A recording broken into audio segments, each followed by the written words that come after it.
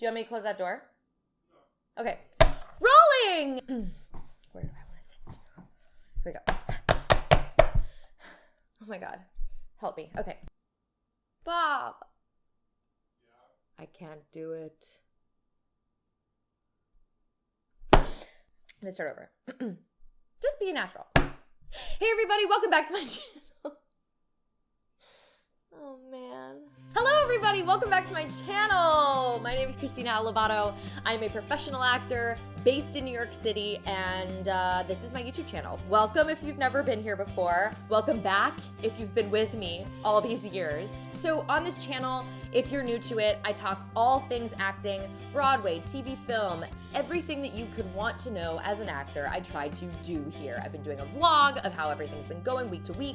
I have videos all about theater, what it's like to have a put-in, what it's like to join a Broadway show, what it's like to audition for a Broadway show, so go check all that out. We have made it to the end of 2022, and what I'd love to do with my final video of 2022 is do a year in review.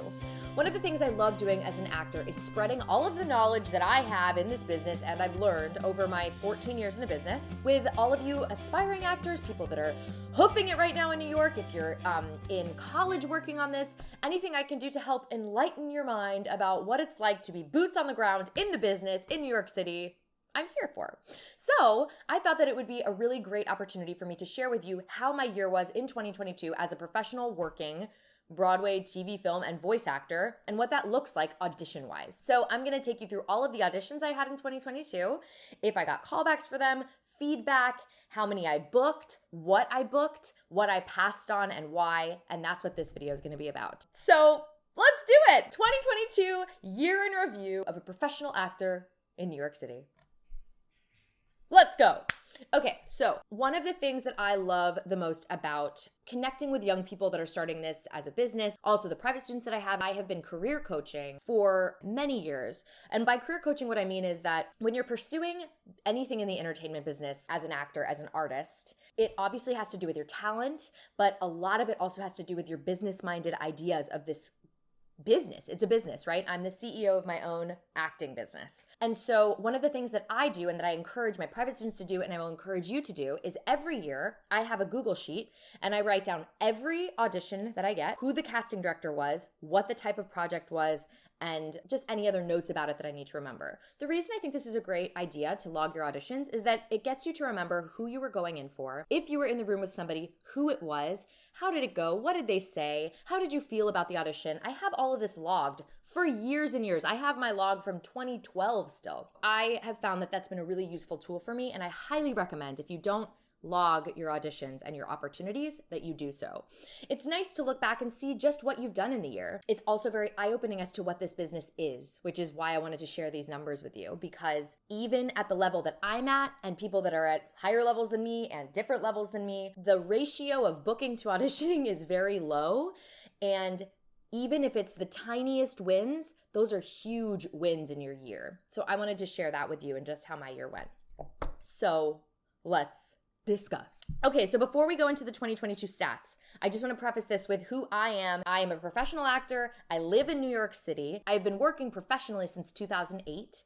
I do Broadway and theater. I do TV and film, and I'm a voice actor, which means that I do commercial voice acting, but mostly for me, I do animation. Again, I've been kind of established in this business since 2008, and I'm continuing to push my boundaries, push through. I have a lot of goals that I have my eyes set on, and I'm pushing just like all of you are, but that's kind of where I'm at least in my journey as an actor. So I've been doing this since 2008, which means that it's been how many years? Math.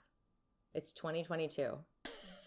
So that means I've been doing this professionally for 14 years. So keep that in context for all of the stuff I'm going to tell you. Also with that, all of these appointments are through my agent and my manager. A lot of people, especially people that are just moving to the city and newer actors and people that are just starting in the business, you're self-submitting for yourself, you're going to open calls, you're doing that work for yourself, you're finding auditions for yourself. Where I'm at, I get all of my auditions as appointments from my agent or my manager. So I have an agent that covers all of my legit Stuff Legit is TV and film and theater. So that's an agency that works with me for all of my submissions for Broadway, for regional theater, television, film, all that. I have another separate agency that is for voiceover. So that's a totally different company, and they work with me on all my commercial voiceovers, radio, and then specifically animation voiceover. So I have that agency. So those two agents. And then I have a manager as well who oversees my entire career on both ends. So I am getting appointments from all three of those entities. I am not self-submitting anything. So these are all appointments. So that's who I am and where I'm at. Okay, so here we go with the 2022 stats. Let's start with Legit Land. So this is not including voiceover. This is just TV, film, theater, Broadway, etc. So in 2022, I had 61 legit auditions. That is pretty good. I think that in 2021, if I look at my stats, I had more, which again, every year is different. I think last year I had like 85, and this year I came in at 61. So 61 auditions. Out of those 61 auditions, I had 48 self-tapes, 3 in-person auditions, ooh, twist, 2 Zoom auditions, and I passed on 8.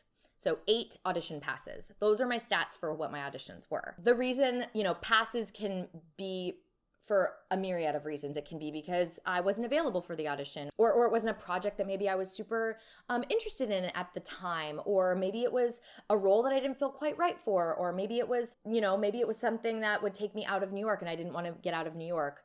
There are many reasons why an actor passes if it just doesn't feel like the right project. All those reasons. So I had 8 passes.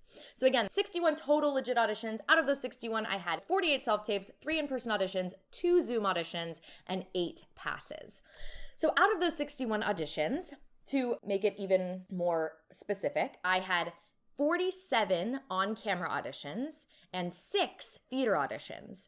I was kind of astounded by that number. I did not realize how few theater auditions I had this year. And that's, that is for very specific reasons for me and the kinds of things that I'm working towards right now. Also the kinds of jobs that I had this year that kind of kept me not available to audition for big theater jobs because I had other jobs this year that kept me unavailable.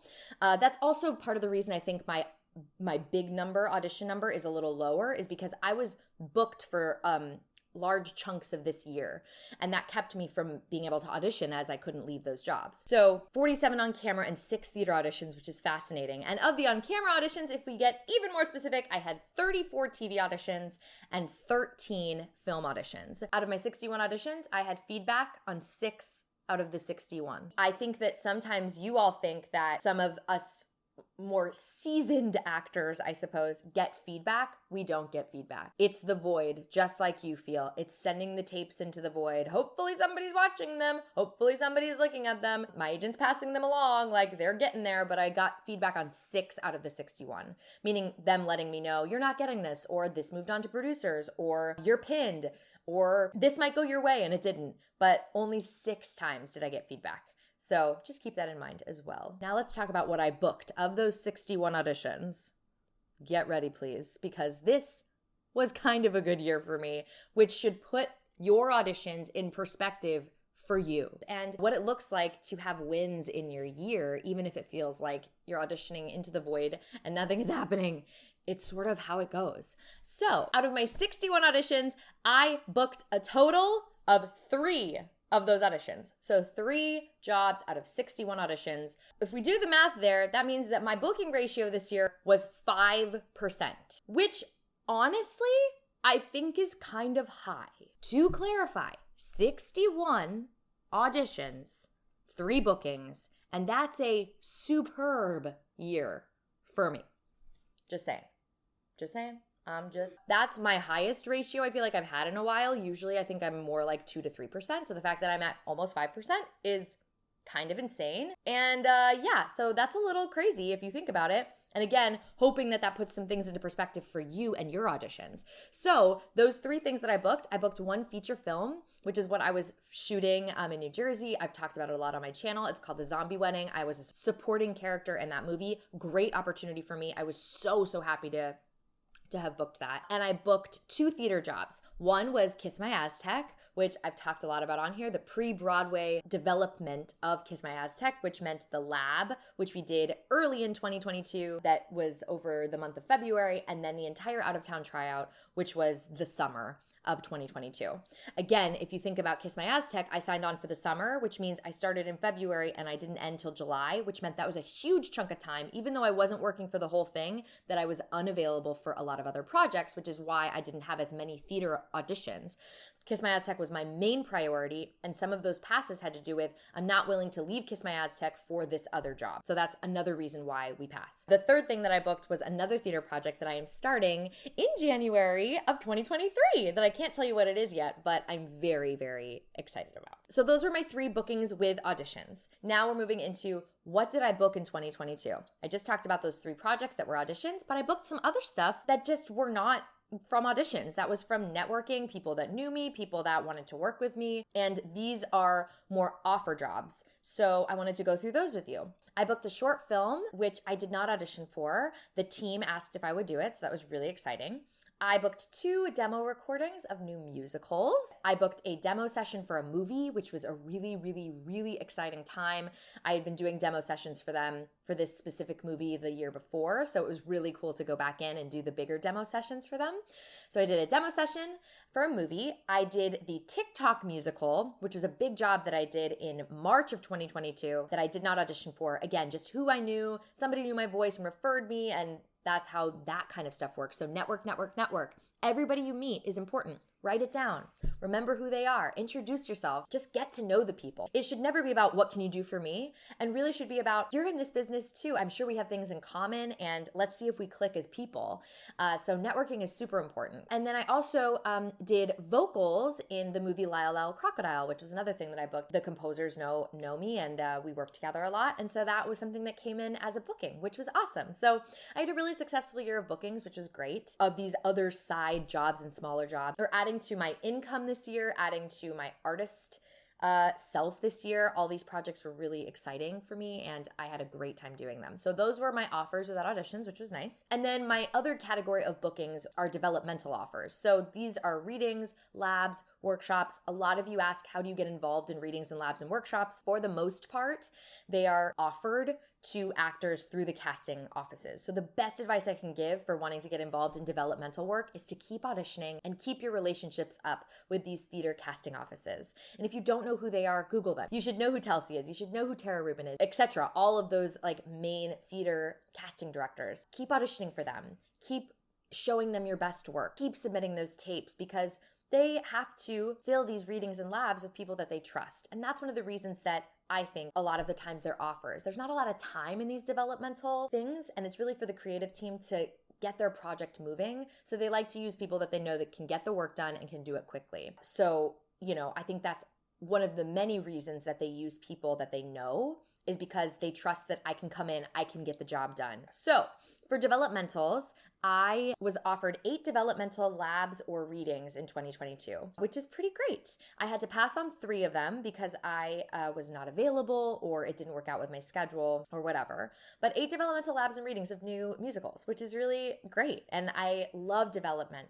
It's one of my favorite parts of what I do, and musical theater. And one of the reasons I love being in New York. It is a very unique part of the New York theater scene that we are constantly developing all of these new shows. Some of them I never hear of again. Some of them I see continuing without me. Some of them I get to continue with. It always just depends on the project and who's involved with it. But I love being in the room at this stage of a musical's life. So I got to do 5 of those last year, which was just really, really wonderful. So those are my stats for legit auditions in 2022. I think I had a pretty good year. I think that next year I would love for it to be even better. There are some holes that I see in my list that I hope that I can continue filling with me and my team. Again, focusing on what direction I want to go in as an actor. It's really important for you to see your career and your trajectory in whatever way you want. If you want Broadway, focus on Broadway. If you want TV, focus on TV. Also, I encourage you to focus on all of it. As you can see, you may know me from Broadway, but I am constantly auditioning for television and for film. And personally, my career goals are leading me more in that direction right now, as well as Broadway. It's all this big picture of all the things that I am striving for in my career as a professional actor. And they're all making this a beautiful full career, and also one where I am able to sustain and make a living. And it's because I'm doing all of this, not just Broadway, not just whatever. So for what it's worth. Quickly, I'll go over my voiceover stats. They're even crazier. In voiceover land, which is a completely different agent, totally separate business, I had 104 voiceover auditions last year. 104, y'all. 104. 85 animation auditions and 19 radio/commercial auditions. And I'm here to tell you, out of my 104 voiceover auditions, drumroll please, I booked one voiceover.